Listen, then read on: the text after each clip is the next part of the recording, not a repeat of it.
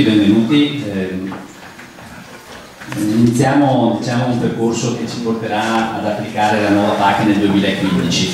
Abbiamo tardato un attimo a fare questa riunione perché in effetti le idee non sono proprio del tutto chiare. Ci mancano ancora dei decreti attuativi, abbiamo delle idee di carattere generale sulla PAC, però diciamo che mancano diversi tasselli alla composizione del mosaico. Però è anche vero che tra poco ci sono le semine autunnali, dobbiamo in qualche maniera darvi delle informazioni. Abbiamo deciso di fare due riunioni, una la facciamo oggi qua in sede e la seconda la faremo fra una quindicina di giorni, il 12 ad Altivole, diciamo nella zona della Castellana, dove c'è una concentrazione maggiore di allevamenti, quindi ci concentreremo di più sulla riforma riguardo la riforma specificatamente sul discorso della PAC zootecnica. Ecco, abbiamo anche deciso di usare relatori nostrani, diciamo, utilizzando quelli che abbiamo, che si sono direttamente preparati per esporli nel miglior modo possibile alla norma. Ecco, quello che vi voglio dire, tenete conto che non abbiamo tutto chiaro, però è anche giusto fare il punto della situazione oggi. Ecco. Ci sarà il dottor Fontanelli che affronterà il tema del greening, quindi dell'inverdimento, Montagnier, che è il nostro tecnico di Montebelluna, che farà una panoramica generale, e il dottor Casalin che tratterà soprattutto nella mobilità dei diritti, affitti, compravendite e altre cose. Colgo l'occasione che ho la parola per dirvi che dalla prossima settimana inizieremo anche una serie di convegni in collaborazione con la CIA, quindi con il gruppo di Agri Insieme, per affrontare alcune tematiche del ricambio generazionale. Quindi il lunedì prossimo, 3 novembre, faremo un convegno all'IHR qua di Paese, dove tratteremo con i ragionieri Tosoni il ricambio generazionale, cioè i passaggi delle aziende agricole fra padri e figli, fra società, vite individuali. Lo riteniamo un tema tutto sommato molto importante e secondo noi anche interessante. Abbiamo già fatto un convegno con i ragionieri Tosoni 2 mesi fa qui in sede, è stato un buonissimo successo con tantissima gente. Lo riproponiamo magari con un tema un po' modificato lunedì prossimo, cioè il 3 prossimo, quello dell'altra settimana di là, proprio su questo tema. Mercoledì 12 novembre faremo quel convegno dal Tivoli sulla PAC zootecnica, affronteremo il problema della PAC a livello generale anche nella zona del Colle Milanese il 20 di novembre all'Aula Magna del campus universitario. Poi il 1° di dicembre a Montebelluna faremo un convegno sulle reti di impresa, che è uno strumento nuovo che stiamo cercando di proporre proprio anche come Confagricoltura e che potrebbe dare, diciamo, delle utilità nella gestione delle imprese agricole. Lo affronteremo proprio con un esperto fiscale e un esperto di diritto civile, proprio per capire quali sono i pregi e i difetti di questo strumento. E per ultimo un convegno che si chiama Viticoltura Domani, dove affronteremo il 9 di dicembre presso la cantina sociale di Ponte di Piave, affronteremo tutta la tematica dei diritti dell'impianto, la modifica dell'OCM vino e altre cose, soprattutto tutto quello che cambierà dopo il 2015 sugli acquisti, sulle mobilità dei diritti dell'impianto dei vigneti. Adesso lascio la parola a Valentino Montagnier, che inizierà un po' la sua esposizione, poi chiaramente ci sarà spazio, poi parlerà il dottor Fontanelli, il dottor Casalin, e poi ci sarà spazio per le domande. Speriamo di essere il più esaurienti possibile, tenendo conto di quello che possiamo sapere oggi. Grazie. Buon pomeriggio. Innanzitutto vi faccio una premessa nella quale vi devo dire che il decreto ministeriale che dovrà attuare questa nuova riforma non è ancora uscito, quindi tutto quello che oggi in qualche modo diremo dovrà essere confermato da un decreto ministeriale che a tutt'oggi non è ancora confermato. Comunque sia, l'Italia già il 31 luglio ha preso delle scelte, quindi ha preso delle decisioni in base alle opzioni che il regolamento principe della riforma PAC 1307-2013 poteva in qualche modo disporre. Innanzitutto, chi può accedere al 15 maggio 2015, chi può beneficiare di pagamenti nella nuova PAC? Possono beneficiare tutti coloro che nel 2013 hanno presentato almeno una domanda unica o nel 2014 hanno fatto la riserva nazionale, quindi sono presentati per la prima volta a fare una domanda unica nel 2014. Il calcolo, quindi l'assegnazione dei titoli, l'Italia ha già scelto e utilizzerà per l'assegnazione del titolo base il contributo percepito nella domanda unica del 2014. Non il portafoglio dei titoli, come in realtà era possibile opzionare sempre secondo il regolamento 1307. Il valore di questi titoli verrà moltiplicato per un coefficiente che molto probabilmente sarà pari al 55-56%, quindi il contributo del 2014 verrà moltiplicato per un coefficiente circa il 55% e verrà poi suddiviso negli ettari ammissibili nella domanda unica del 15 maggio 2015, che saranno tutta la superficie agricola tranne le superfici boscate. Ovviamente per fare domanda nel 2015, oltre ad avere appunto il requisito di aver presentato domanda nel 2013 o di aver fatto l'accesso in riserva nel 2014, ci sono altri requisiti, cioè quello di essere agricoltore attivo. Innanzitutto c'è da dire che l'Italia ha anche stabilito una soglia oltre la quale non verranno pagati i pagamenti, o meglio, sopra i 500.000 euro ci sarà un capping completo, quindi chi riceve un pagamento superiore ai 500.000 euro verrà tagliato al 100%. Per i pagamenti invece che sono sopra i 150.000 euro e inferiori ai 500.000 euro gli verrà fatto un taglio del 50%. I pagamenti invece inferiori ai 150.000 euro non subiranno nessun taglio. C'è anche una soglia minima che è stata fissata in 250 euro già a partire dal 2015, elevata a 300 euro per i pagamenti del 2017. Quindi i pagamenti sotto i 250 euro non saranno più pagati. C'è anche da dire che c'è una soglia di superficie minima che è 0,5 ettari, quindi il pagamento di una domanda a fronte di una superficie inferiore a 0,5 ettari non potrà essere eseguito. L'agricoltore attivo, vi accennavo prima. Chi è agricoltore attivo? Innanzitutto è strettamente necessario essere agricoltore attivo, altrimenti non è possibile ricevere appunto il beneficio. È agricoltore attivo tutti coloro che sono iscritti ai ruoli INPS come CD o IAP. Mezz'ala di colonie ormai non ce ne sono più. Sono agricoltori attivi di definizione quei piccoli agricoltori che comunque hanno ricevuto nell'anno precedente, quindi in questo caso nel 2014, un pagamento inferiore a 1.250 euro, oppure 5.000 euro se ci troviamo in zona montana. Sono inoltre agricoltori attivi tutti coloro che sono in possesso di una partita IVA agricola, che però dal 2016 questa partita IVA dovrà anche essere, dovrà anche tenere il regime fiscale IVA, quindi dovrà anche avere contabilità IVA. Quindi nel 2015 questi agricoltori dovranno già entrare in contabilità per produrre una denuncia IVA nel 2016. Questo permetterà in qualche modo di salvaguardare molti agricoltori che in una prima ipotesi non potevano rientrare in quanto non iscritti IAP o come CD. Agricoltori non sono attivi allora, innanzitutto le aziende che rientrano nella lista nera. L'Italia, così come altri Paesi membri, ha redatto una lista nera per la quale queste aziende non potranno avere diritto a nessun pagamento. Sono le aziende che sono gestione di aeroporti, le ferrovie, acquedotti, servizi immobiliari, attività sportive, banche, assicurazioni, finanziari, intermediazioni commerciali e pubblica amministrazione. La pubblica amministrazione, a meno che questa pubblica amministrazione non sia direttamente coinvolta in processi di formazione o ricerca in ambito agricolo. Allora, nel processo decisionale che ha portato l'Italia a fare queste scelte, di cui poi vi parlerò, si deve tenere conto che l'obiettivo dell'Italia, così come quello degli Stati membri dell'Europa, era quello di portare tutte le superfici agricole, quindi portare tutti i titoli delle superfici agricoli ad un valore il più uniforme possibile al 2020, quindi per affrontare la programmazione Europa 2020 nel modo più indolore possibile. Per portare questa uniformità nel pagamento per ettaro, l'Italia ha scelto l'opzione della convergenza parziale o modello irlandese 30-60.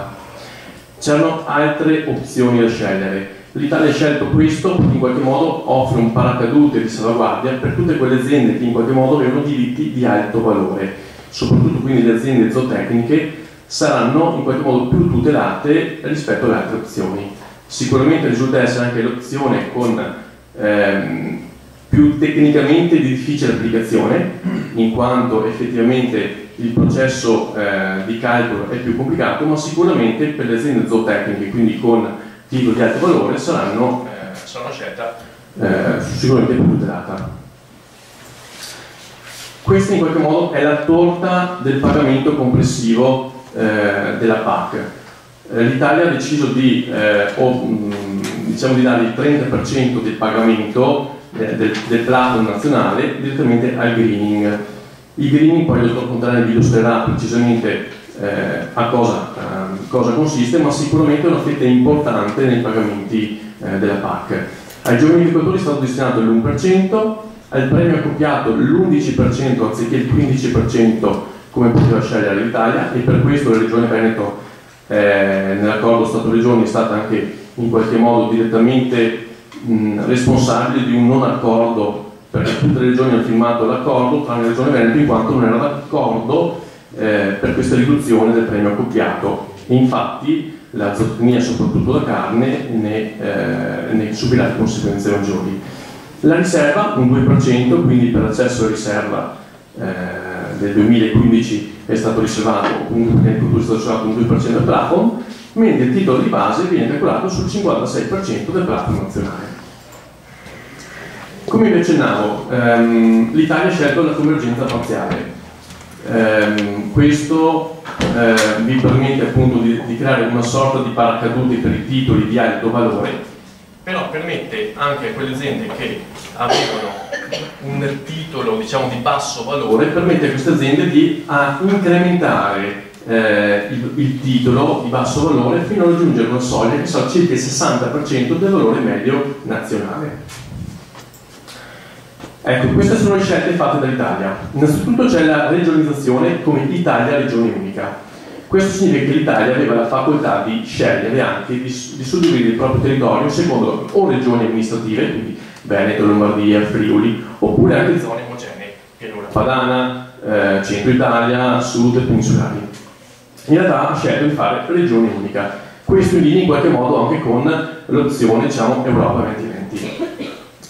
Convergenza interna o modello olandese. Come vi accennavo prima, l'Italia utilizza questo sistema un po' più complesso, ma sicuramente di maggior tutela per i titoli di alto valore.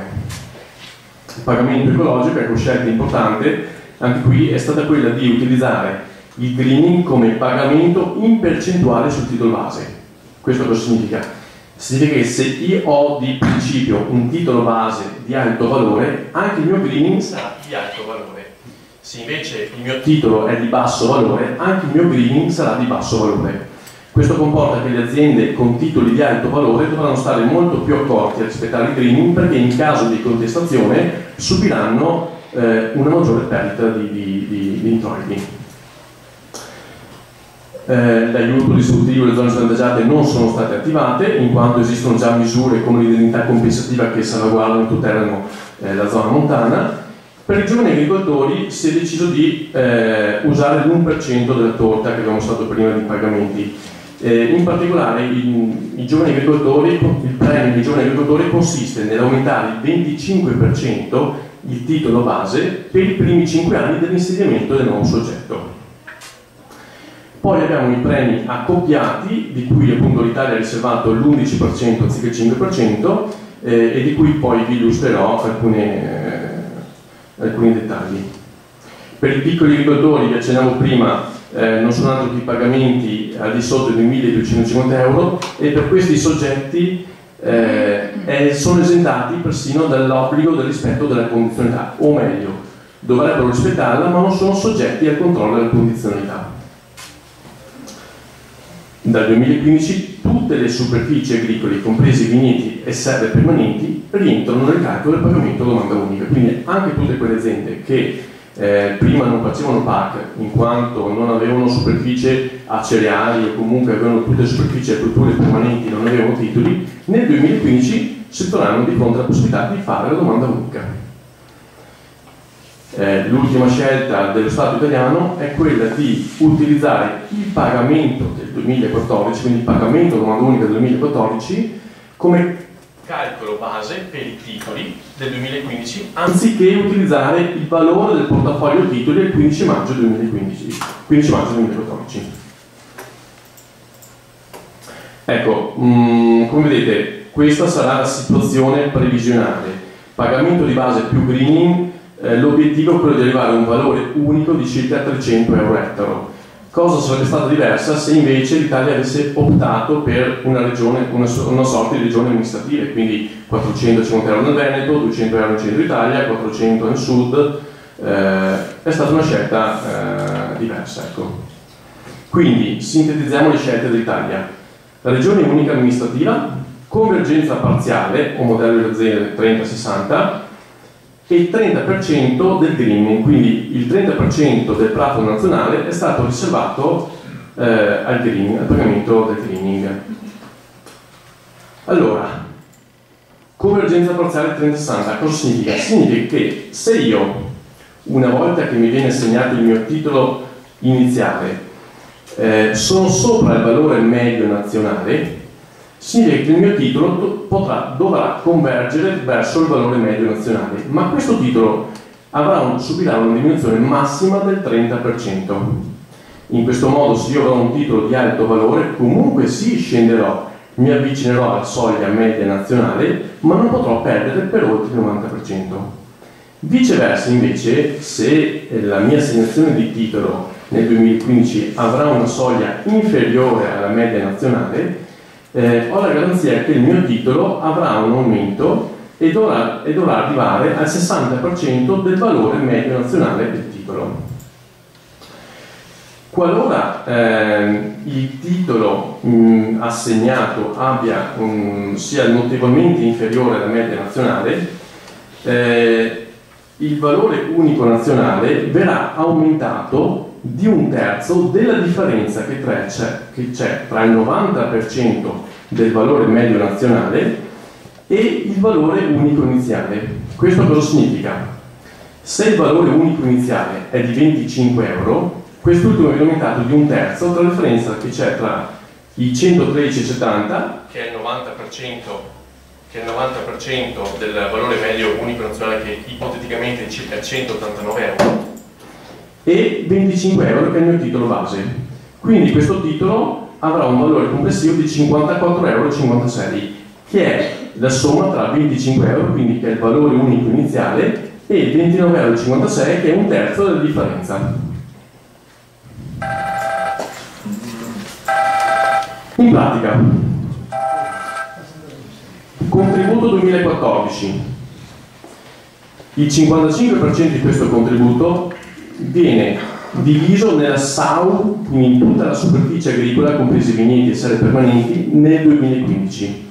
Questo valore viene poi diviso appunto negli ettari, e poi abbinato a questo valore ci saranno tutti i pagamenti accoppiati e il greening, che sarà anche questo in percentuale, una percentuale ipotetica che potrà essere dal 50 al 60%. Quindi il numero di diritti del 2015 sarà tendenzialmente maggiore, questo perché entreranno in gioco tutte quelle superfici che prima non erano abbinate a titoli.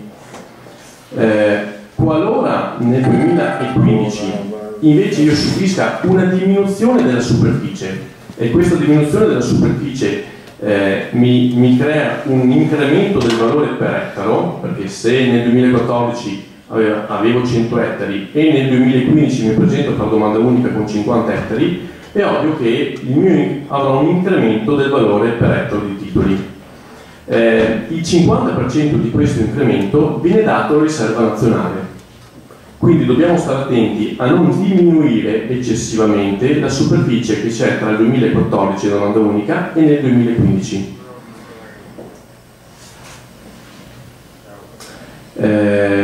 Ovviamente una volta assegnato il titolo nel 2015, a seconda che io mi trovi sopra o sotto soglia, il mio titolo comunque convergerà, come dicevo prima, potrà diminuire del massimo 30% se sono sopra la soglia media nazionale, o aumenterà fino al raggiungimento del 60% della soglia media nazionale se mi trovo sotto la soglia media nazionale.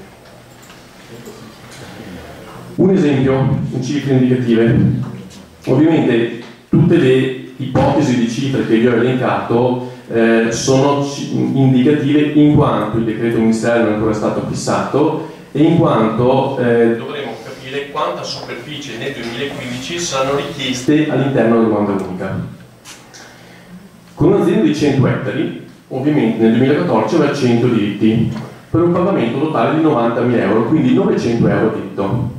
Nel 2015, se io mi trovo nella stessa situazione in cui quindi mantengo la stessa superficie, prenderò circa il 55-56% di 90.000 euro, che diventeranno 49.500, e li suddividerò nei 100 ettari. Da qui ne ricaverò 100 titoli da 495 euro, che poi saranno sommati al greening per un importo di circa 300 euro. Il risultato finale sarà che avrò 100 titoli da 795 euro. Ovviamente il requisito fondamentale è il rispetto del greening. Non vi ho parlato del premio accoppiato. Il premio accoppiato nel 2015 sarà in qualche modo un premio che riserva anche tutto sommato dei possibili vantaggi economici per le aziende zootecniche. Infatti sarà possibile nel 2015 avere un premio accoppiato per quanto riguarda i bovini da carne come lo era prima nel 2014. In questa volta però la detenzione obbligatoria non sarà più di 7 mesi ma sarà solamente 6 mesi. Il premio accoppiato ipotizzato sarà di circa 40 euro a capo. Ovviamente potrà salire e scendere a seconda del numero di capi. C'è la possibilità di avere un incremento di questo premio, un incremento pari a circa il 40%, qualora l'azienda zootecnica abbia visto un disciplinare di qualità verificata QV che è stato recentemente approvato dalla Regione Veneto. Ci saranno dei premi accoppiati anche per il settore lattiero-caseario, si parla di circa 56 euro a vacca. Questo premio verrà aumentato di circa il 40% se ci troviamo in zona montana, e poi ci saranno anche dei premi per le bufale da latte di circa 20 euro a fattrice a capo. Ci sarà poi un premio interessante anche per quanto riguarda le agricolture proteiche del nord, in particolare la soia. Questo premio però verrà dato solamente nei primi 5 ettari, quindi solamente nei primi 5 ettari di coltura proteica, e per la parte restante solamente al 10% della superficie eccedente.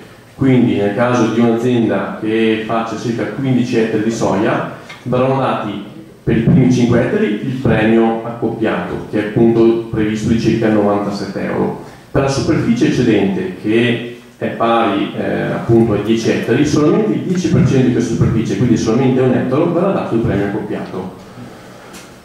Ecco, questo sinteticamente nei premi accoppiati. Basta, passo la parola al dottor Fontanelli. Fare una precisazione.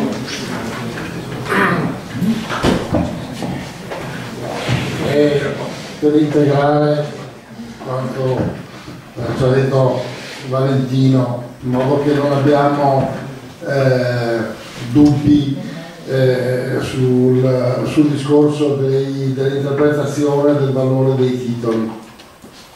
Allora, quando parliamo dei nuovi titoli, parliamo di un importo che è formato da più stratificazioni, come vi diceva Valentina. I nuovi titoli saranno formati e sono come una torta.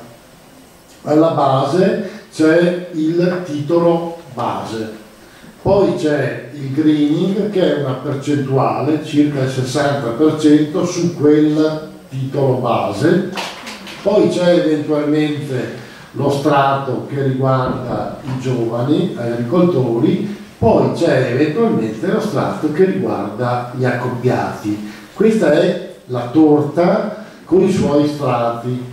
Quando parliamo di valori dei titoli del 2015 e quando facciamo il discorso dei limiti fino a 150.000 sopra i 150.000 e sotto i 500.000 e sopra i 500.000. Ci riferiamo alla prima parte della fetta della torta, cioè al base, quindi non al titolo completo come viene dall'accumulo degli strati, ma solo al titolo base. Quindi non ci sarà nessun taglio fino a 150.000 euro di titolo base, il greening, e il resto non conta in questo conteggio qui. In più, per quanto riguarda questi valori, sono pochissime peraltro poi le aziende che li superano, dal limite 150.000 o 300.000 o 500.000 vanno detratti tutte le spese che l'azienda ha per pagare la parte previdenziale per sé, se sono IAP e CD, e per i salari dei dipendenti. Quindi se io per esempio ho di base 180.000 euro di base, però non di intero importo di aiuto, ma di base 180.000, e ho spese per i dipendenti di 30.000, ecco, io non avrò nessun taglio perché la mia cifra base non supera i 150.000, e così si fa anche per le cifre superiori. Quindi quando parliamo di questi anche di valori medi dei titoli, valore unitario, medio, nazionale, eccetera, stiamo sempre parlando di base, non il tutto, cioè la base più il greening più il resto, e quindi cambiano.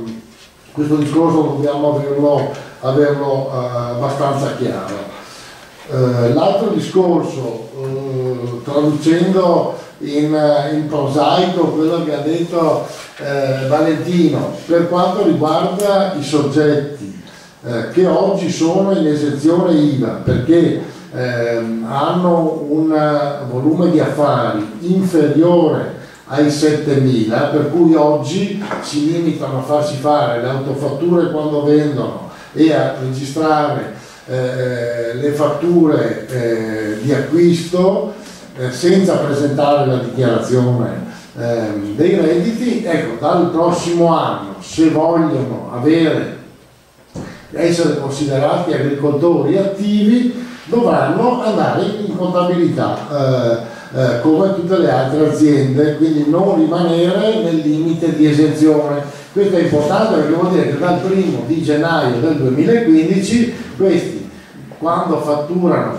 emettono fattura e non si fanno fare l'autofattura dagli altri, quando acquistano registrano. È un aggravio che non ha né capo né coda, diciamo la verità, perché cosa c'entra il fatto di presentare la dichiarazione con l'agricoltore attivo? Però vi sarete accorti che questo risultato finale ha dimostrato quanto va qui, e stupidi erano tutti i discorsi che facevano alcune organizzazioni professionali, per non fare i nomi, da coltivatori diretti, dicendo che aveva selezionato con questo sistema la figura dell'agricoltore fortemente professionalizzato, l'unico ad aver diritto ai premi.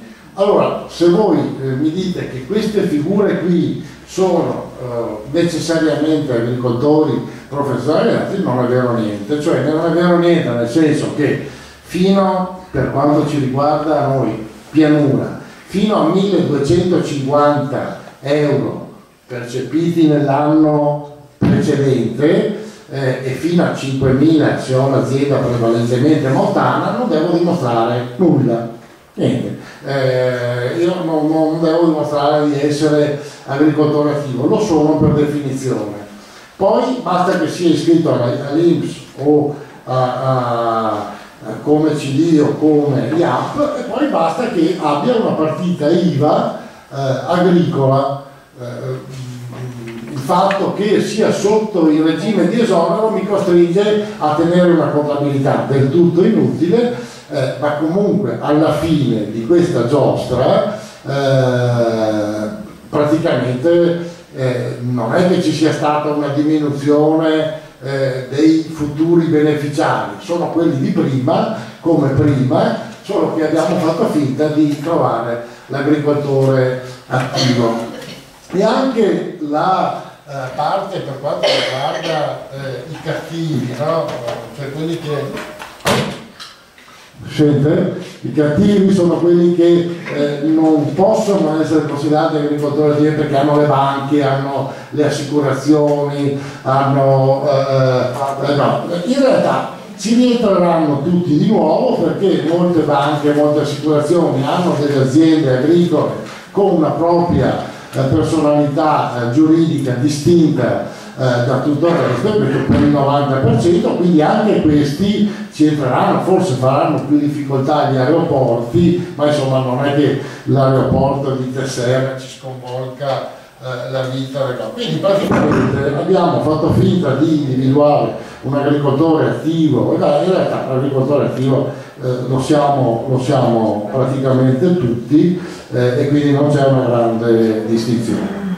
Ultima cosa, che però secondo me va chiarita, è che per quanto riguarda voi sapete che noi intanto il Veneto ha una media di pagamenti per ettaro che è superiore a molte altre regioni. La nostra è equiparabile a quella dell'Emilia Romagna, della Lombardia, ma però siamo superiori a buona parte del centro, a tanta parte del sud. I nostri titoli per i seminativi si aggirano sulle 420-450 euro per ettaro, quindi noi siamo destinati a perdere, cioè questo è un dato che non ha bisogno di ulteriori documentazioni per essere espresso. Noi abbiamo però anche molti soggetti che hanno dei titoli pesanti da 1.000-2.000 euro all'ettaro fino a 5.000 perché sono stati conseguiti grazie alla serie storica di coltivazione del 2000-2003, ma anche perché erano legati all'allevamento di bovini da carne, perché erano legati al latte, erano legati alle bietole, eccetera. Quindi il loro livello era aumentato in funzione, il loro livello, adesso non si sente proprio niente, siamo passati da poco a niente, il loro livello era aumentato grazie a questi allevamenti e a queste coltivazioni. Ora il regolamento comunitario dice che laddove lo Stato membro preveda gli aiuti accoppiati, come li ha previsti per la zootecnia, per il latte, per le bietole, la parte di titolo, di importo del titolo che proviene dalla zootecnia, dal latte, eccetera, viene tolta. Ecco, questo è un discorso che va anche questo chiarito fin dall'inizio, cioè questi soggetti avranno sì la possibilità di avere un aiuto accoppiato, però il loro titolo, così come adesso, non partirà dalle cifre che avevano nel 2014, ma una cifra inferiore perché è depurata di questa voce e quindi evidentemente questo ha un impatto. Ultimo, il 30% e il 60% sono calcolati sul valore agricolo nazionale non è la perdita del singolo titolo, quindi teniamo presente che è la perdita relativa al valore agricolo nazionale, che potrebbe aggirarsi sui 300 euro come vi diceva Valentino, ma qui stiamo parlando non di titolo base, stiamo parlando di titolo più greening, ecco, perché è il titolo finale. Quindi noi prenderemo qualcosa e poi l'ultima cosa è che il valore 2014, quello che voi avete chiesto nel 2014, con questi trattamenti verrà spalmato sugli ettari che avrete nel 2015. Quindi gli ettari che avrete e avremo nel 2015 consideriamo che saranno sicuramente di più in generale di quelli del 2014, perché nel 2014 prendevano i soldi soltanto i seminativi e insetticide, eccetera. Nel 2015 tutte le superfici, tranne quelli a bosco, prenderanno i titoli.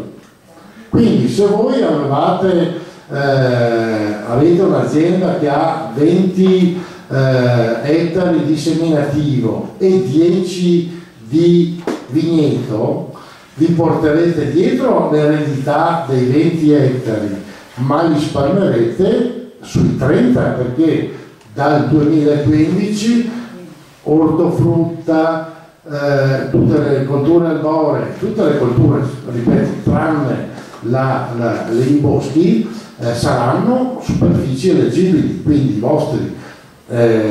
vostro patrimonio storico lo spalmate su tutta la superficie che coltivate, e quindi anche il valore degli ettari cambia rispetto a questa impostazione qui.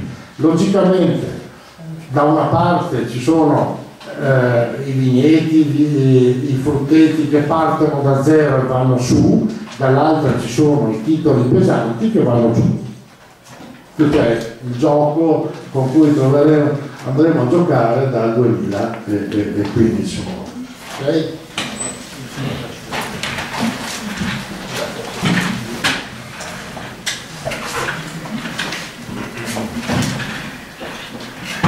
Buonasera, allora io sono Fontanelli, conoscete già, adesso vedo qualcuno che inizia a essere carico.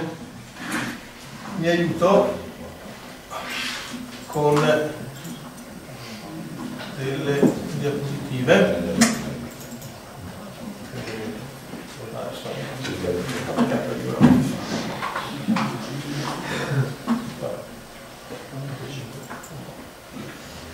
Allora, il tema che devo trattare io, ci sono diviso un po' i compitini, sono le regole del greening.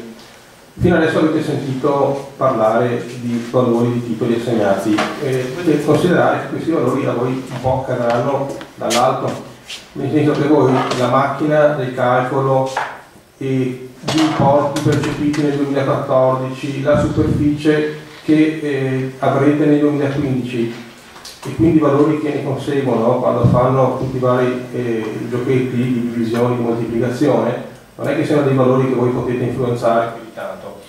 Invece col greening voi avete delle regole da rispettare, quindi dovete essere una parte molto attiva perché il greening rappresenta comunque un buon aiuto e una parte sostanziale di questo contributo.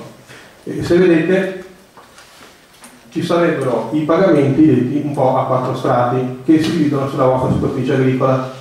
Ci sono dei pagamenti che sono abbinati obbligatoriamente e poi dei pagamenti che sono quelli detti accoppiati, di cui ha parlato Valentino verso la fine del suo discorso. No? Questi pagamenti sono volontari, quelli accoppiati, perché voi dovete chiedere proprio, non ve li dare in automatico. Sì, un po' il problema. Pronto? Parliamo di...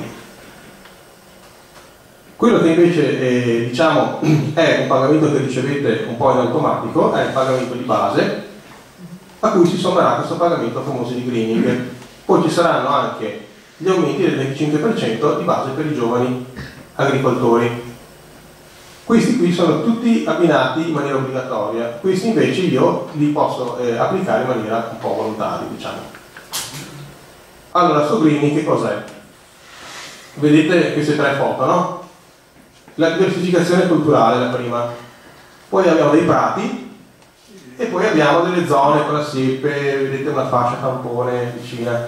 Allora, in pratica, questi soldi che si chiamano greening, per voi sono soldi verdi, diciamo, e dovete prenderli se attuate e rispettate tre principi fondamentali. Quindi questo pagamento ecologico si basa su questi tre aspetti. Ora, non è che tutti dobbiamo rispettare integralmente queste situazioni che vedete nelle foto, dipende dalla situazione vostra dell'azienda anche. Io potrei non avere i prati, quindi potrei non essere obbligato a mantenere i prati, no?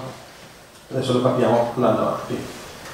Allora, questo pagamento greening è un pagamento per mantenere il clima e l'ambiente.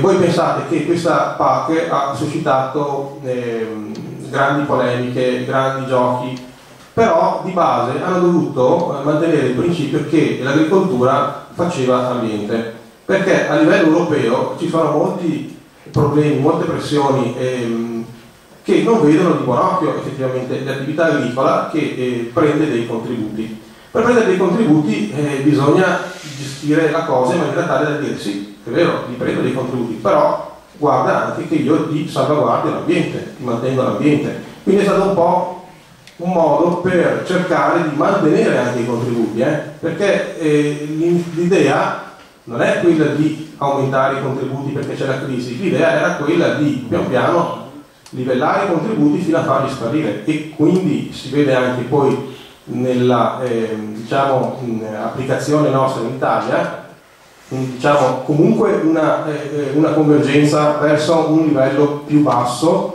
per chi prendeva dei contributi storicamente, okay? Quindi tutti quelli abituati a prendere dei pagamenti subiscono di solito, da noi dico di solito perché abbiamo dei valori elevati, se andiamo in altre regioni d'Italia dove gli importi erano molto bassi invece magari sarà relativa la cosa, però da noi in Veneto di solito i titoli di base che voi siete conosciuti, conoscete abitualmente sono i 400 euro, 430 euro, quelli si abbasseranno. Allora, per cercare di tirare su questo titolo di base dobbiamo farci pagare questo greening. Il greening si basa su queste pratiche agricole che sono la diversificazione culturale, il mantenimento dei prati permanenti e le aree a valenza ambientale. E poi ci potrebbero essere delle pratiche equivalenti che possono essere alternativi all'impegno del greening benefico, diciamo. Però queste pratiche alternative le troveremo direttamente nei PSR, in certe misure dei piani di sviluppo rurali dell'ambiente, oppure, ad esempio, chi fa biologico ha già direttamente il pagamento del greening.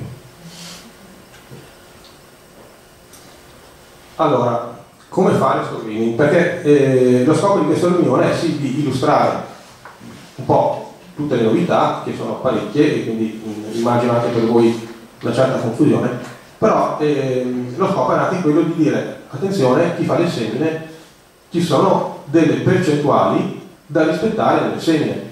Infatti chi ha ricevuto l'invito, diciamo, l'ha ricevuto perché ha un'azienda comunque superiore ai 10 ettari di seminativo. Non abbiamo distinto tantissimo, però comunque sopra i 10 ettari teoricamente scattano degli obblighi, e quindi voi siete qua perché probabilmente vi tocca direttamente la cosa. Allora, avere due culture tra 10 e 30 ettari di seminativo, io devo avere almeno due culture. Se ne ho di più di 30 ettari di seminativo, devo avere 3 colture. Ci sono poi delle esenzioni, però tanto fissate bene questa regola. Quanti ettari ho? Da 10 a 30, 2 colture, oltre 30 ettari, 3 colture. Dopo c'è il divieto di riconversione delle foraggiere. Quindi chi ha dei prati o dei pascoli non può convertirli. Poi vedremo anche un po' di dettagli di questo. Dopo c'è l'impegno da parte dell'azienda che vuole percepire questo greening di mantenere una parte della superficie agricola a superficie a focus ecologico, cioè è una zona particolare dell'azienda che viene mantenuta con dei criteri ambientali migliori della coltivazione classica. Non è neanche vero questo, perché poi si arriva pure a delle situazioni diverse, però di base il principio è quello di reintrodurre, che ne so, tipo il set aside che c'era tanti anni fa, che voi dovevate lasciare periodicamente del terreno ritirato dalla produzione, vi imponevano, se vuoi prendere il contributo però mi lasci il 10% del terreno ritirato dalla produzione, il terreno a riposo. Questa è una cosa che ritorna quindi un po' in auge. Non è previsto solo il set aside, quindi non esiste solo il terreno nudo, sono previste anche altre situazioni, però si parla di una percentuale da applicare all'azienda. Di buono c'è che questo obbligo scatta sopra i 15 ettari. Quindi all'interno della complicazione c'è anche la diversificazione. Quindi se voi avete fino a 15 ettari fate comunque le due culture. Se superate i 15 ettari fate le due culture e più dovete prendere anche l'onere del greening come 5% di focus ecologico. Oltre i 30 ettari comunque fate il focus ecologico, perché sopra i 15 lo fanno tutti, in più introducete un'altra cultura. Di buono dicevamo che l'area di focus ecologico può essere anche rappresentata da siepi, terreno a riposo, ma anche soia, medica, cioè delle culture dette azoto fissatrici. Allora, che cosa va a colpire il greening? Perché io potrei dire, beh, quanto è grande la mia azienda e potrei sbagliarmi.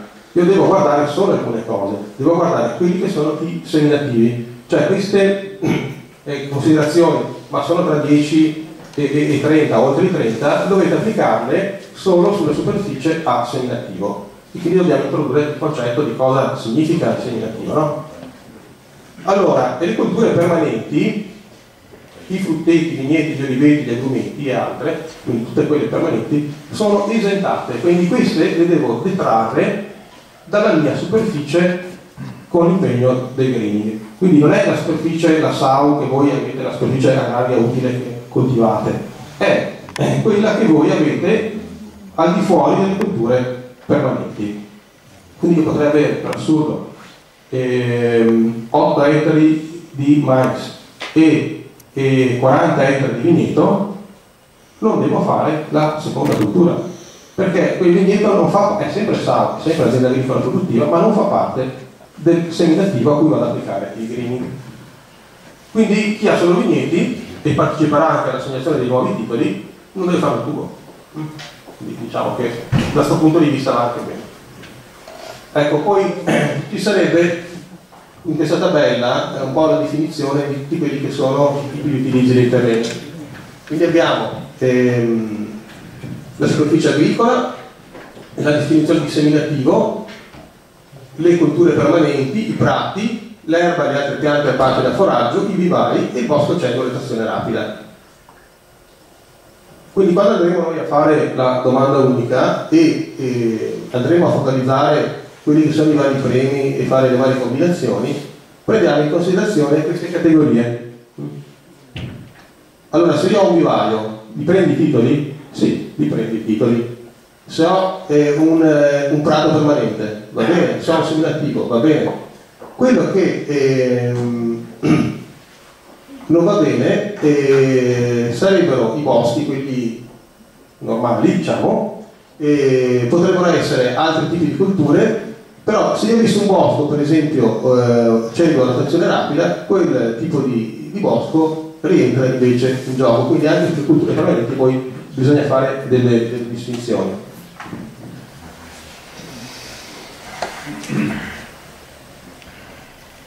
I prati, il secondo punto del greening è quello di mantenimento dei prati, quindi il primo era quello di fare le culture, introdurre le culture, no? Il secondo è quello di mantenere i prati permanenti, cioè i prati permanenti devono essere quindi stabili, non sono i prati, non è l'erba medica, non è il prato al quarto anno che poi vado a convertire a seminativo, è un prato che dopo 5 anni, dopo più di 5 anni rimane lì e quindi si può definire prato permanente a quel punto.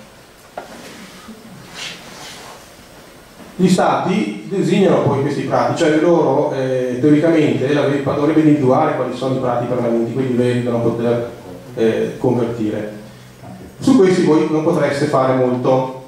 Perché? Perché abbiamo un rapporto tra prati e pascoli permanenti e superficie agricola totale che va mantenuto, per cui questi prati e pascoli permanenti non devono diminuire di più del 5% annualmente. Inoltre ci sono delle zone, ne abbiamo vicini ai corsi d'acqua, vicini ai fiumi, ai parchi e così via, che sono quelle dette zone Natura 2000 dove, essendo zone sensibili ad alta valenza ambientale, quindi ad alto grado di protezione ambientale, voi anche qui questi prati, questi pascoli non potreste toccarli. Si può chiedere comunque l'autorizzazione a fare la conversione all'AGEA e se l'Italia ha un eccesso di questi prati pascoli per cui non va sotto con queste conversioni, rilascia l'autorizzazione eventualmente per la conversione. Però c'è comunque di base da tenere conto che non posso inventarmi di arare il prato permanente. Addirittura se l'Italia cerca che i prati stanno scomparendo in maniera molto molto importante, quindi con variazioni forti, potrebbero addirittura scrivere a casa degli agricoltori dicendo guarda che tu devi prendere il tuo mais e metterlo giù a prato. Si potrebbe arrivare anche a questo. Non credo, perché nel passato il rapporto è sempre più o meno rimasto stabile, quindi non ci sono stati grandi sorprese, però comunque l'Europa vuole questa componente di verde, capito? Poi ci sono le aree di interesse ecologico, che sono quelle che scattano diciamo sopra una certa dimensione di segnalativi aziendali interessati dalla domanda di contributo. Questo ragionamento dell'area di focus ecologico non si applica ai prati, pascoli e alle colture permanenti. Se hai più di 15 ettari, almeno il 5% del seminativo deve essere, diciamo, tenuto in debita considerazione come area a focus ecologico. Queste soglie, come potrebbe essere per i prati, se la Commissione lo ritiene, può aumentare dal 2018 questa percentuale dal 5 al 7%. Allora,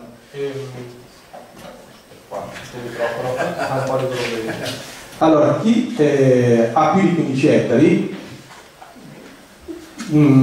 magari è già preoccupato in questo momento, oddio cosa faccio, mi tocca non coltivare, mi tocca rinunciare a fare una certa cultura come il mais e così via. E in realtà le aree di interesse ecologico possono essere prese da diversi utilizzi dei terreni senza che per questo l'azienda cambi particolarmente il suo piano culturale, perché rientrano dentro non solo i terreni a secca che abbiamo già accennato, ma anche i terrazzamenti, anche elementi caratteristici del paesaggio, le fasce tampone, i boschi fatti col PSR, potrebbero essere i boschi cedro a rotazione rapida, e quindi da queste superfici da una parte all'altra vado a fare tante piccole somme e alla fine magari ho già una certa quantità in metri quadri che va a scalare da quel 5%, no?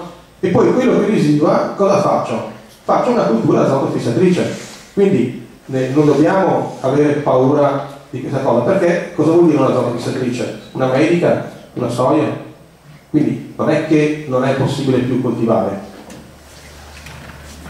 Allora, ci sono poi dei fattori di conversione, perché naturalmente non poteva essere semplice l'applicazione di queste cose, oltre a essere molto variegate, quindi ci sono tantissimi tipi di combinazioni, ci sono pure dei fattori che ti dicono sì, la mia combinazione pesa più o meno di un'altra, cioè dei fattori di correzione.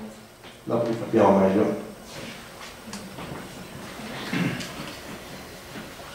Vabbè, questa è una tabella, purtroppo non la vedete bene, sono praticamente tutte quelle superfici che possono essere alternative a lasciare il terreno a riposo, quindi buone per l'interesse ecologico, quindi le terrazze, dicevamo gli elementi caratteristici dei paesaggi, e per esempio se prendiamo un bordo del campo, è una fascia compresa tra 1 e 20 metri sul quale è assente qualsiasi produzione agricola.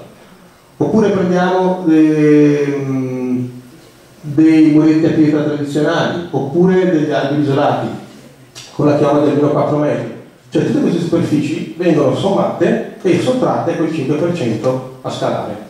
Allora, nell'azienda noi abbiamo tanta biodiversità, no? Non è che abbiamo solo il mais, punto e basta, che arriva fino alla scolina. Ci sono comunque delle capezzaglie, ci sono comunque dei fossi, ci sono delle siepi, ci sono tante zone che possono essere dette come a focus ecologico e quindi che di fatto mi vanno a ridurre l'impatto di questo 5%.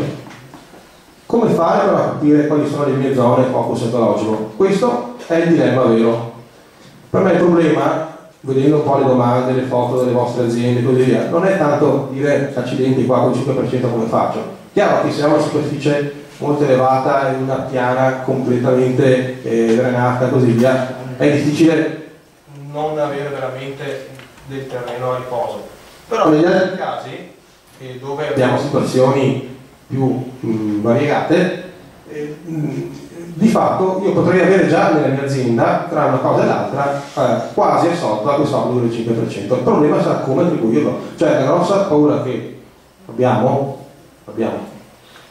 noi operatori abbiamo, sarà quella di capire come farà la VEPA con le vostre foto a darvi tanti piccoli corridoi, striscioline verdi, striscioline gialle sulle siepi e così via. Cioè, teoricamente, siccome tutto si basa sul sistema grafico, e questo è un grosso problema per quello che sarà un po' l'applicazione di queste cose, e sarà quello che viene fuori dalla domanda a dire in un certo senso quant'è la vostra zona di focus ecologico. Io mi aspetto che nella PAC del 2015 tutte le particelle che avete dentro voi siano censite e ogni particella abbia un certo valore di focus ecologico. Questo valore io dovrei trovarmelo calcolato per poter dire ok, quanto mi serve di lasciare come riposo. Ho l'azienda di 100 ettari, mi tocca lasciare 5 ettari a terreno a riposo, e no, non sono 5 perché ho un ettaro di boschetto con la 2080 e ho 3000 metri fatte per le biomasse specialati da crescimento e ho le fasce tampone e così via. Insomma, alla fine della fiera, però quanto vale la vostra foto? Non saremo noi a deciderlo, ci saranno delle fonti di interpretazioni che solitamente purtroppo hanno dei problemi, quindi questa è una grossa incognita. Le culture azotofissatrici, allora abbiamo parlato che le colture che fissano l'azoto sono buone, quindi anche la soia. Venendo al discorso delle percentuali di compensazione, non tutte le zone a interesse ecologico valgono nello stesso modo, perché se voi vedete un terreno da canto riposo ha un coefficiente di 1 di 1, quindi vuol dire che un ettaro vale un ettaro. Ma se io voglio avvalere di quella famosa cultura azoto fissatrice tipo la soia oppure l'America, e non vale un ettaro di soia, vale 7000 metri. Quindi quando andremo a fare i ragionamenti nella domanda PAC e voi venite c'ho 100 ettari, ti ho lasciato 5 ettari di soia, no, purtroppo dovremmo dire non me ne devi lasciare 5, me ne devi lasciare 7, faccio 100 ettari per fare i conti tondi, capito, no? Tutti questi coefficienti, quindi immaginate voi che ci sarà qualcosa che va a considerare questi valori, quindi la domanda PAC sarà molto complicata. Certo, se io ho fatto un impianto con le biomasse, ho fatto l'Ordigliano Food, il Giappone Food, eccetera, e mi presento con i miei 3-4 ettari di questo imbostimento, vabbè, insomma, facciamo i conti, è molto semplice. Il problema sarà mettere tanti piccoli valori insieme e poi trovare il totale. Per quelle che sono le culture, diciamo, azotofissatrici, le specie azotofissatrici, trovate da noi l'erba america, non vi dico l'arachide chiaramente, cioè questa è una cosa nazionale, quindi va dalla Sicilia anche che fanno. Abbiamo poi delle foraggere chiaramente, trifoglio, e poi la famosa soia che tutto sommato rappresenta quasi il nostro bene rifugio dal greening in un certo senso, no?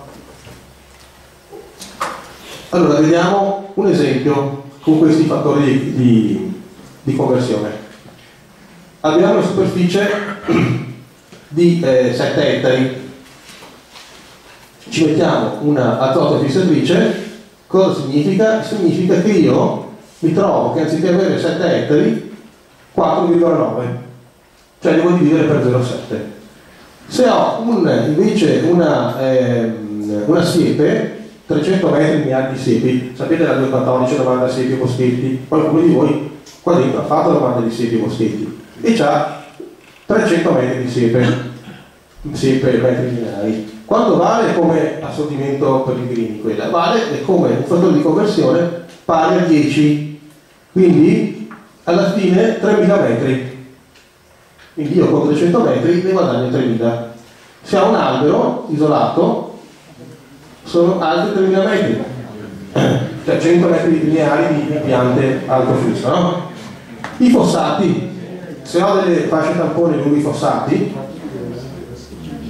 e le aziende ce le hanno queste fasce tampone, tante le hanno, capito? Quindi alla fine ecco un'altra lettera e mezzo che mi spunta fuori su 2500 metri.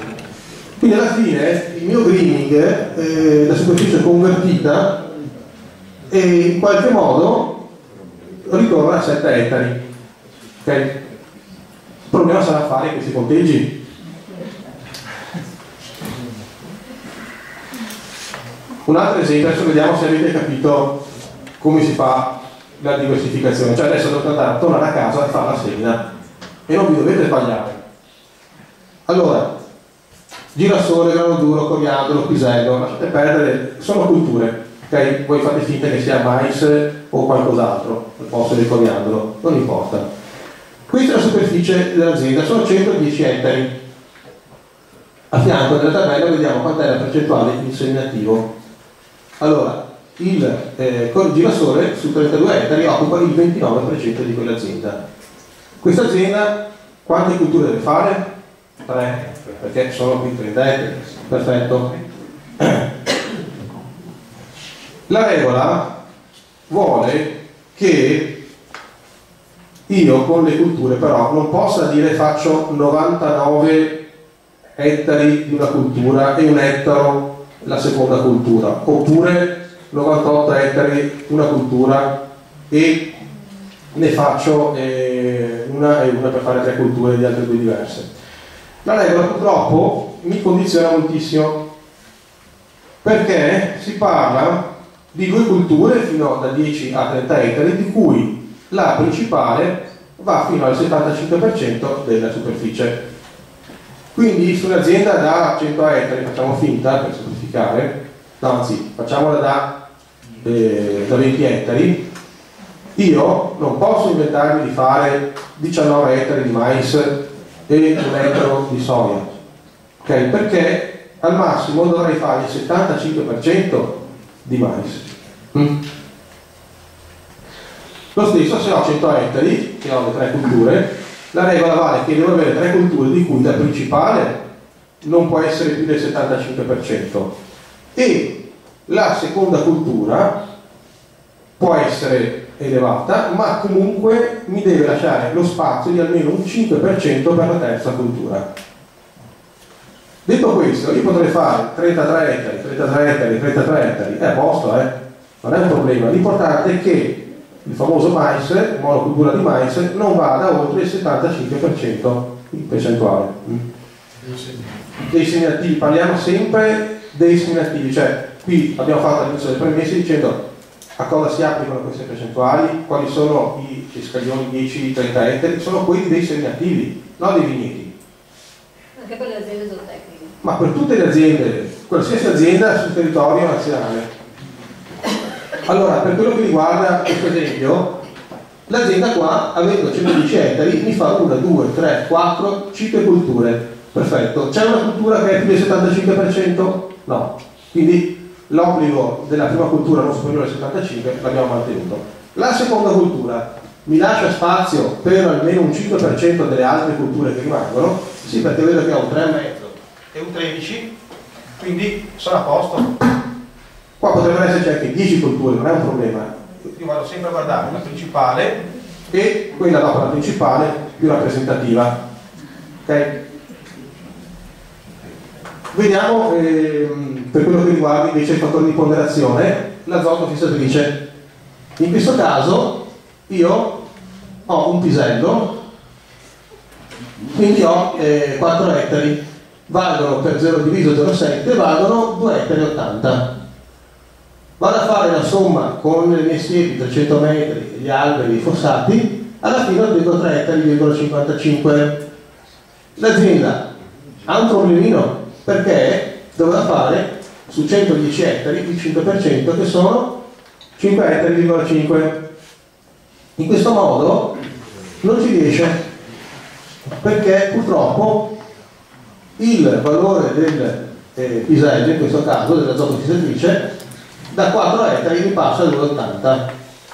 Okay? Se io avessi avuto quindi un altro ettari e 20 in più, non sarebbe stato male, sarei andato a 4 ettari e 80, mancavano ancora 7.000 metri, facevo 7.000 metri di posa, era a posto. Purtroppo hanno fatto questo fattore di conversione, di abbassamento, perché effettivamente a me non fa un gran danno di fare il pisello, mi fa danno di fare il terreno di tirata di posa, la faccio la soia o il pisello, tutto sommato. Quindi dovete sempre considerare i fattori di conversione. Questa azienda non è a posto, dovrà rivedere il suo piano culturale, ma non per la regola della diversificazione, ma per la regola della zona a focus ecologico. Stata la seconda azienda invece, anche qui abbiamo dall'altra parte una SAU destinata a seminativi, abbiamo 100 ettari, qua il valore tondo. Abbiamo qualche cultura superiore ai 75? No, siamo a posto. Abbiamo una cultura che non lascia spazio, una seconda cultura maggiore che non lascia spazio alle altre culture perché non siano più del 5? No, perché le altre culture vedo valori di 7, di 10, quindi tutto superiore al 5%, quindi ci stiamo dentro. Quindi questo piano qua mi va bene. Adesso il mio problema sarà dire, ma ho soddisfatto anche la famosa area di interesse ecologico perché ho più di 15 ettari, quindi scatta il 5%. Il 5% sono 2 ettari, 2 in questo caso.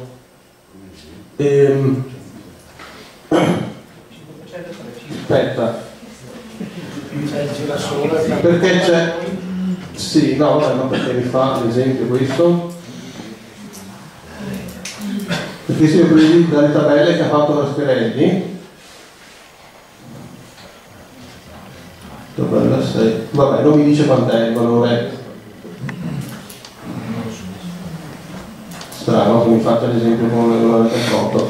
Comunque non importa, questo deve fare il 5%, c'è poco da fare. Perché grano, orzo, girasole e mai sono tutte colture seminativi, non ci sono prati, non ci sono vigneti, quindi il 5% qua è dentro. Qui sono 5 ettari.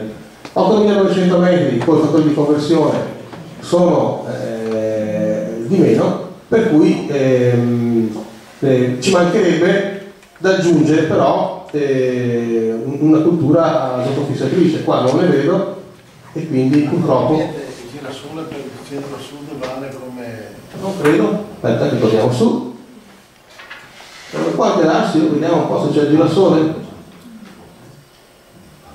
No, vabbè, si vede che facendo le tabelle meglio, vuol dire che eravamo attenti. Non vedo il girasole, effettivamente su questo esempio qua, non ne vedo, quindi. Comunque il concetto è questo, diciamo, delle conversioni, fattori di conversione. Allora, le sanzioni. Il greening non è poca cosa, è una parte importante del vostro contributo, cioè già vi diminuisce, se poi togliamo anche il greening allora sì che diventa metà. Se non togliamo il greening, insomma 2/3 del contributo ce lo portiamo ancora a casa.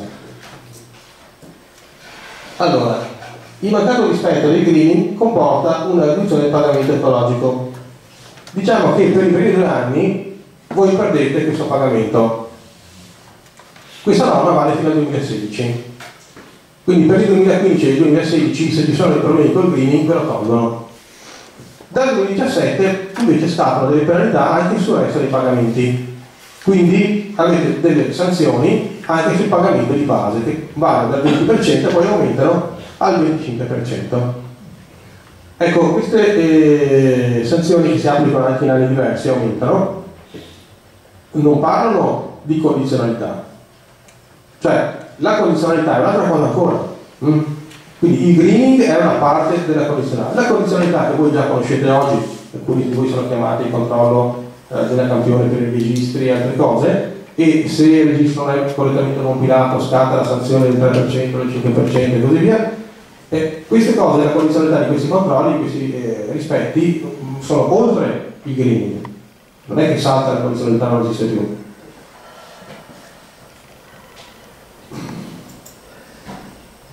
Un esempio, abbiamo detto questo greening qua è importante, giusto? Vediamo quanto vale. Allora, se io metto su una tabella il pagamento di base, che fino al 2014 è solo di colore rosso, la colonna, no? Perché ho solo quel tipo di pagamento. Dal 2015 abbiamo detto che viene divisa in due, cioè una parte il pagamento di base e la parte è rappresentata dal greening, diciamo le componenti più importanti, ecco, su aziende normali, che non sono giovani e altre cose strane. E vedete quanto incide il pagamento verde? È la parte alta, non è proprio pochissimo. E questo stiamo facendo un'azienda con titoli comunque di un certo interesse, cioè un'azienda delle nostre zone. Poi ci sono aziende con dei titoli di valore più basso, quindi valore medio. In questo caso la componente del greening è sì importante, però vedete che anche la diminuzione dei contributi è un po' più piatta, perché partiamo semplicemente da un valore iniziale più basso che tende a una diminuzione. Se io invece sono nella situazione di chi aveva un'azienda con degli importi di titoli molto, molto bassi o proprio non ce li aveva, e succede che io mi alzo. Queste sono le aziende che guadagneranno da questa riforma, cioè sono le aziende che tradizionalmente sono in certe regioni con dei valori molto bassi storici e quindi comunque saranno un po' avvantaggiate rispetto a voi da questa riforma. La torta è più piccola per tutti quanti, perché comunque dalle domande PAC hanno tolto soldi per darli al PSR, agli investimenti e altre cose, quindi comunque ci sono quei soldi generali. E all'interno di questa torta più piccola le fette le hanno divise in maniera un po' diversa. E ogni fetta poi ha lo strato, che è quello dei greening, come diceva Casalin, e quello del porto base, la marmellata. Allora, come vale il greening? Perché i 50, 60, c'è un metodo, lasciate perdere, non tornate a casa stasera e cercate di capire ma quanto prendo di greening. Non cercate, c'è anche un'altra formula per il pagamento di base.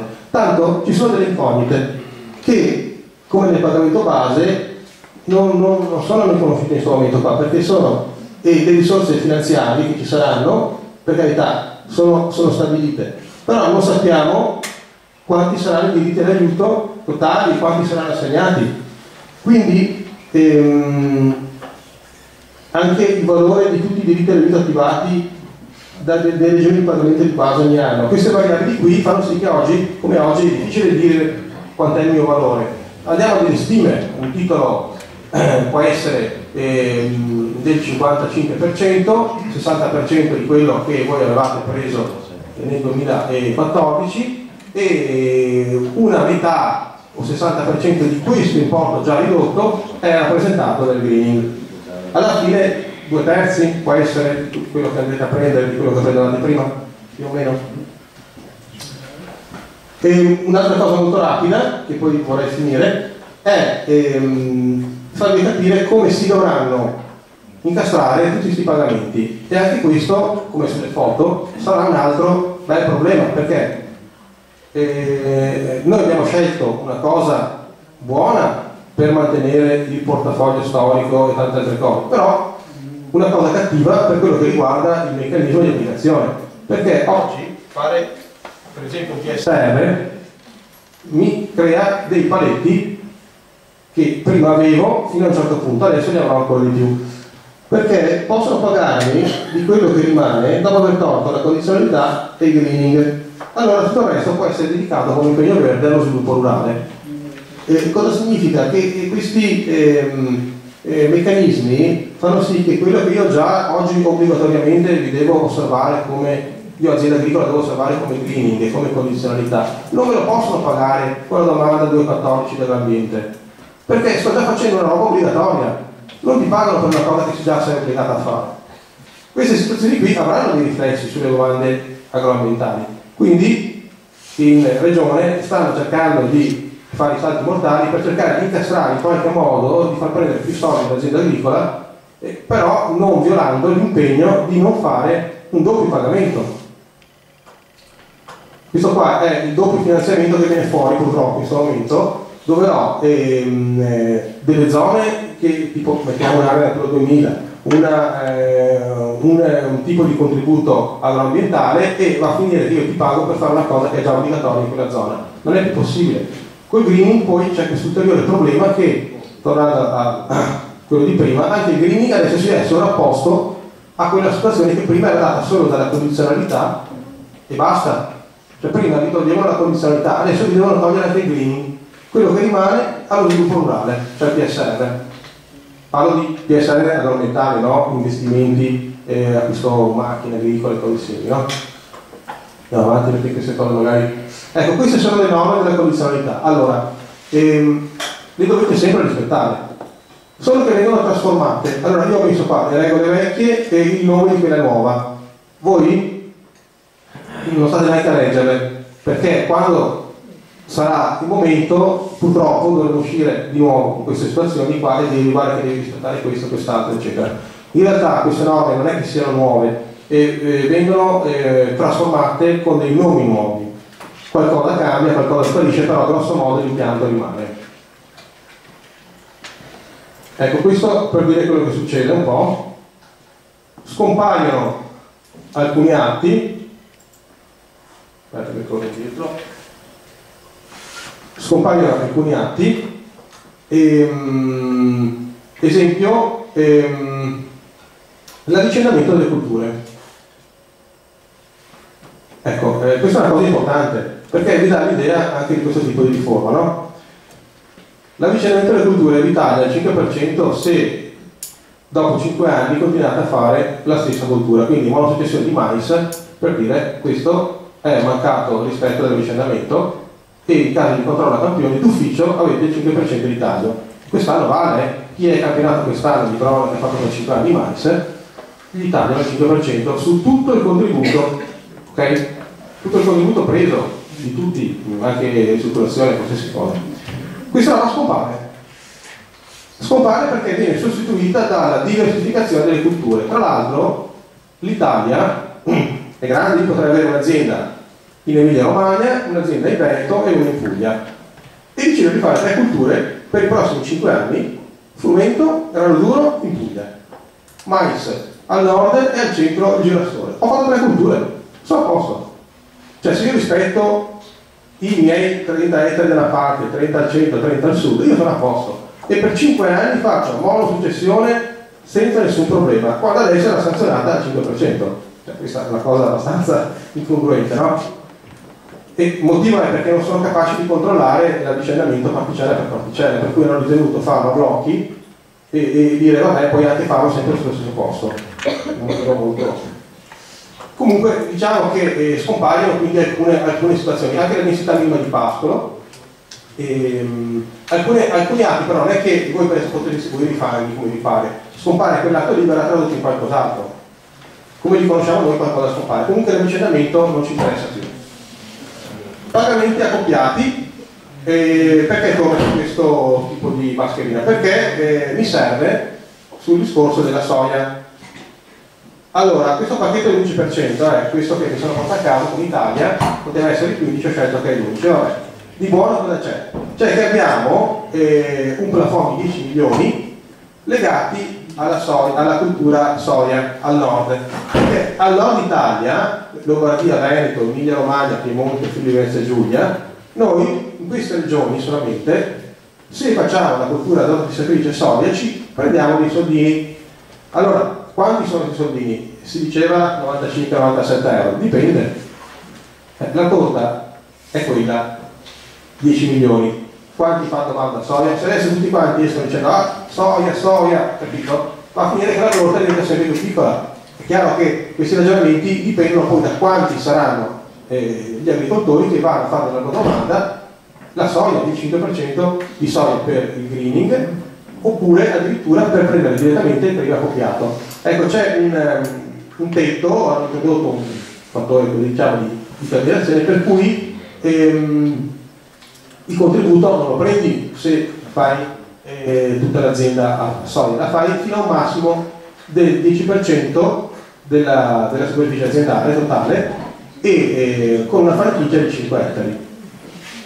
Quindi il contributo diciamo lo prendi tranquillamente se tu avessi solo 6 ettari di soia, sui primi 5 non hai problemi. Dopo scatta il parametro che ti paga una parte del contributo. Basta, io vi ho assorbito abbastanza, quindi sarei anche contento di lasciare la parola a Casarin.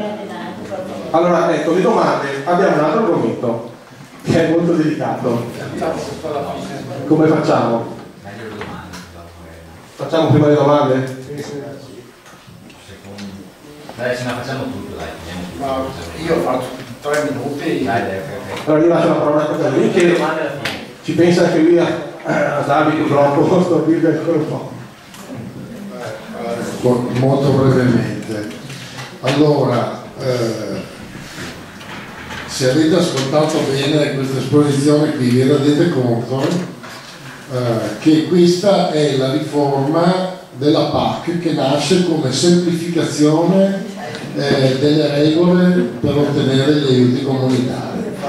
Voi avete ascoltato e se questa vi sembra una semplificazione vuol dire che non ci capiamo. Devo dire che l'Italia poi con ritardi e con cosa, però alla fine ha preso delle scelte anche condivisibili tra quelle che erano in facoltà di scelta degli Stati membri, quindi ha salvaguardato quantomeno il più possibile il valore storico dei titoli che avevamo, che era più alto e che quindi non arriveremo ad avere, come in molti paesi, come nella maggioranza dei paesi, non avremo un pagamento unico uguale per tutti, ma già ancora nel 2019 avrete dei titoli, quelli più alti, che continueranno a essere più alti della media. Quindi diciamo che in effetti sono state fatte delle scelte che a noi pare vadano bene. Un'altra cosa che dobbiamo capire di tutta questa è che i titoli che avete attualmente muoiono il 31/12/2014, quindi questi nuovi titoli sono titoli che voi acquisirete in valore e in quantità con le superfici che avrete nel 2015 e quindi con la domanda al 15 maggio 2015, ma tutto quello che abbiamo oggi i titoli scompare al 31/12/2014. Qual è il consiglio generale? Si parla di trasferimenti di terra e titoli di azienda, di affitti eccetera. Il consiglio che vi diamo è: se non ci sono particolari esigenze che non possono essere non soddisfatte, è consigliabile che tutti arrivino all'appuntamento del 15 maggio 2015 con una situazione che è quella che è stata consolidata con la domanda del 2013 e con la domanda del 2014. A quel punto vi tirate dietro la somma più alta dei titoli, che andranno comunque a diminuire, ma partite già da un importo più alto. Allora chi non ha necessità di cambiare la gestione aziendale è meglio che la mantenga fino al 15 di maggio. a quel momento lì avrà i titoli nuovi intestati a se stesso e potrà a quel punto anche decidere di affittare l'azienda con i titoli, di vendere l'azienda con i titoli, eccetera, quindi consolidando una posizione. Nel caso in cui rimanere così non sia possibile, i regolamenti comunitari prevedono anche la possibilità che anche prima del 15 di maggio io possa vendere l'azienda o parte dell'azienda, affittare l'azienda o parte di essa, prevedendo delle clausole con cui do la possibilità all'acquirente dei terreni o al locatore dei terreni, all'affittuario, di chiedere a nome mio i titoli al 15 di maggio del 2015, quindi la possibilità di trasferire terra e titoli sia in affitto sia rimane. Se chi vende o chi affitta ha fatto la domanda nel 2013 e poi ha fatto la domanda anche nel 2014, questo soggetto qui è in grado di trasferire all'affittuario o al compratore i titoli che si portano dietro il valore storico derivante dalla domanda del 2014. Teniamo presente che per i trasferimenti tutti e due i soggetti, sia il proprietario o concedente sia l'acquirente che l'affittuario, devono essere, nel momento in cui fanno il trasferimento, devono avere le qualità richieste dalla norma, quindi devono essere agricoltori attivi. Devono essere agricoltori attivi, non solo l'acquirente e il locatario, ma anche chi vende. Quindi io non mi devo spogliare se ho intenzione di dare in affitto, ho 10 ettari, voglio dare in affitto, non ne do 10 ettari in affitto, ne do 9, me ne tengo uno, mantengo la mia qualifica di agricoltore, quindi quando a maggio o a aprile farò il passaggio, sono agricoltore attivo io, è agricoltore attivo il soggetto che prende in affitto oppure che compra, e quindi è possibile questa operazione. C'è un'altra operazione possibile, è quella di trasferire terra e titoli ad un soggetto che nel 2013 non ha presentato domanda di aiuti. Non avendo presentato domanda di aiuti non potrebbe presentarsi nel 2015 a chiedere i titoli. In realtà io posso passarglieli, ma in questo caso qui i titoli che io passo sono un numero di titoli, ma non si portano dietro lo storico del loro valore. Quindi passo dei titoli che non hanno un valore consolidato con quello che ho percepito nel 2014. Quindi questi passaggi che c'erano anche prima, scissione, continuano come prima, però siccome siamo in presenza di una normativa che non è ancora completata, anzi manca proprio il decreto ministeriale attuativo, abbiamo le bozze, però può cambiare, non sappiamo quale sarà la modulistica che la GEA e la VEPA chiederanno per tutte queste robe qui. Allora, se possiamo, evitiamo questi passaggi in questo momento. Arriviamo al 15 di maggio con i nostri titoli vecchi che abbiamo perso, ma comunque con gli ettari con i quali possiamo chiedere i titoli.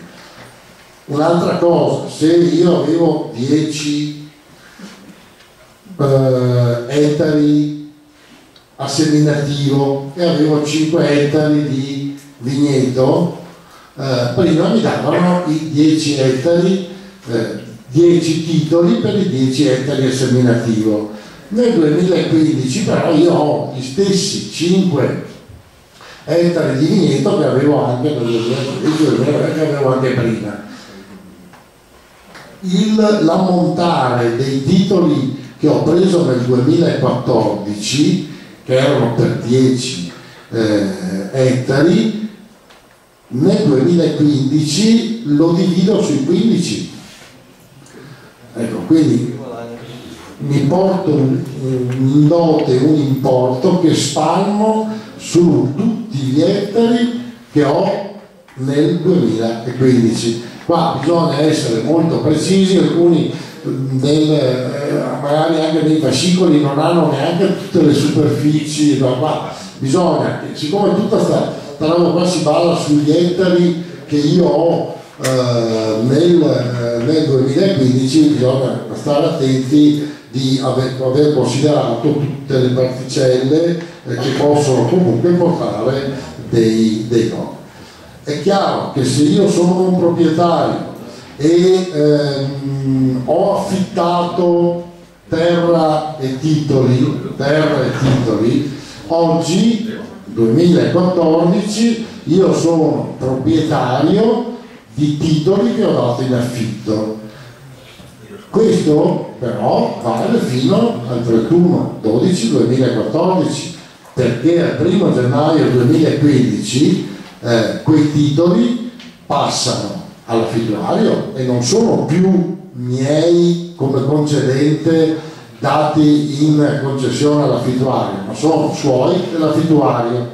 Quindi quelle clausole che noi metteremo nei contratti non diranno più che l'affittuario eventualmente si impegna a restituirmi i titoli, ma si impegna a cedermi eventualmente i suoi titoli gratuitamente o per una certa cifra, ma titoli che sono suoi, perché è lui che si presenterà nel 2015 a farsi dare i titoli dalla Comunità Europea. Basta.